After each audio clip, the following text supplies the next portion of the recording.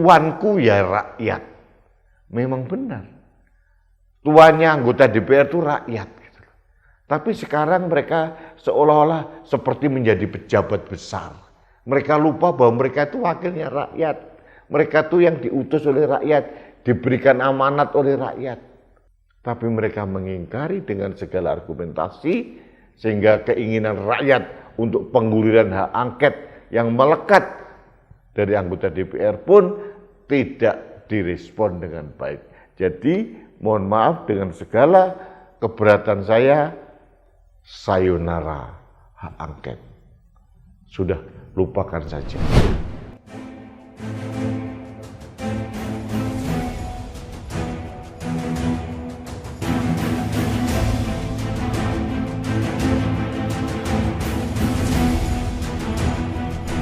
Halo sahabat Indonesia, kita bertemu kembali dalam Opini Rudy.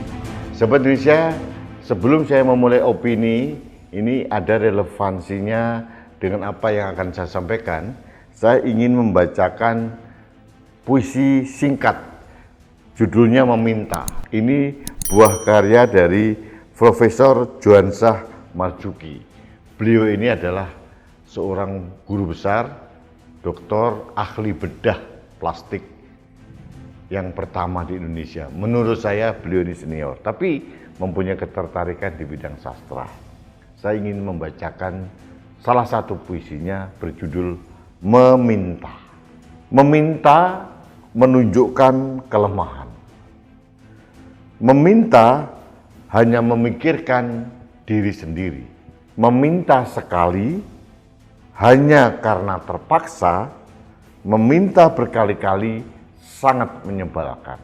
Terlalu banyak meminta, menuntut, membuat orang rakus, egoistik, asosial, dan anti-sosial. Ini yang disampaikan oleh Profesor Johansyah Marzuki. Ini terkait dengan apa yang ingin saya sampaikan. Anggota DPR tahun 2019-2024, periode yang sekarang, pernah meminta kepada rakyat, meminta didukung, meminta dan menghibah-hibah untuk didukung agar mendapatkan kemuliaan menjadi anggota DPR. Ini dilakukan pada saat pemilihan anggota legislatif tahun 2019 yang lalu. Mereka meminta, mereka mengemis suara dari rakyat, dan rakyat telah memberikan. Tapi apa yang terjadi pada saat rakyat meminta haknya, menuntut haknya sebagai orang yang berdaulat, kelompok yang paling berdaulat di negeri ini, anggota DPR seolah-olah mudeki. Akhirnya seperti buta dan tuli. Ini terkait dengan hak angket. Hak angket tentang penyelenggaraan pemilu tahun 2024 ini seperti menguap, gone with the wind. Hilang sampai sekarang. Tidak ada juntrungannya. Terakhir, harapan kita dari fraksi PDI Perjuangan. Ternyata wassalam, sama saja. Tidak ada kejelasan sampai sekarang. Padahal di awal sudah dijanjikan bahwa Ibu Megawati Soekarno Putri tetap kekeh mengajukan hak angket di MK. Digulirkan saja tidak pernah. Tapi ini berbeda dengan elit-elit PDIP yang lain rupanya.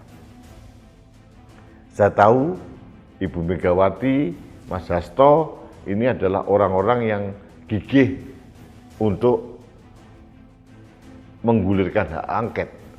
Tapi ada elit-elit yang lain yang rupanya berhitung atas keselamatan diri sendiri. Kalau hak angket ini digulirkan, apa dampaknya kepada saya? Mereka tidak peduli dengan rakyat. Mereka lupa bahwa mereka telah meminta berkali-kali, mengemis suara rakyat. Mereka lupa. Rakyat sudah mendukung pengguliran hak angket melalui opini publik, narasi akademisi, narasi guru besar, narasi purnawirawan perwira tinggi TNI Polri, bahkan dukungan aksi maksa yang bergelombang di depan gedung DPR. Itu adalah dukungan rakyat untuk pengguliran hak angket. Tapi hasilnya nol besar.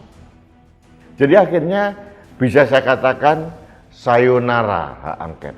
Kita kembali tertipu oleh muslihat dari anggota DPR dengan segala argumentasinya. Kita diberikan angin surga. Kalau bahasa sekarang, kita kena PHP. Kita kena mental dari anggota DPR. Tapi itulah yang terjadi.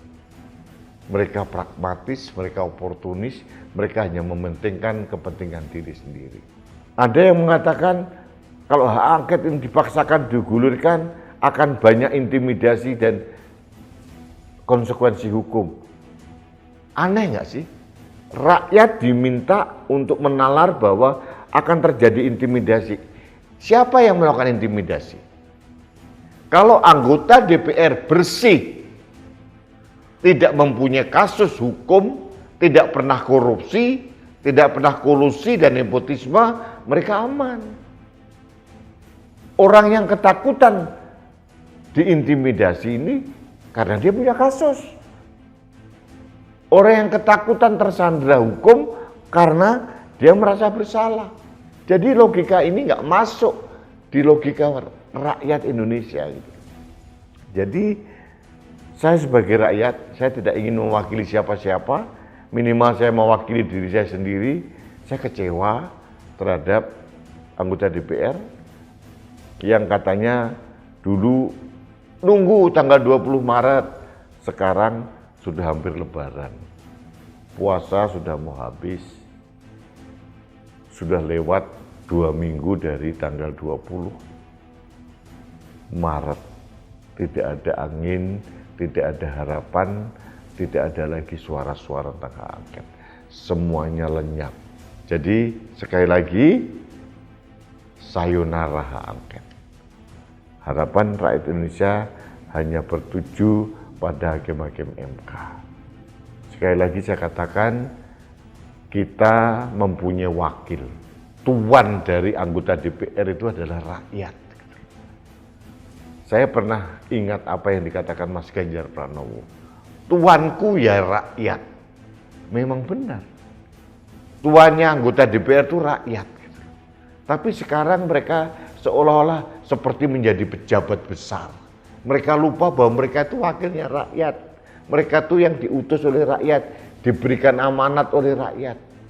Tapi mereka mengingkari dengan segala argumentasi, sehingga keinginan rakyat untuk pengguliran hak angket yang melekat dari anggota DPR pun tidak direspon dengan baik. Jadi mohon maaf dengan segala keberatan saya, sayonara hak angket. Sudah lupakan saja tentang anggota DPR.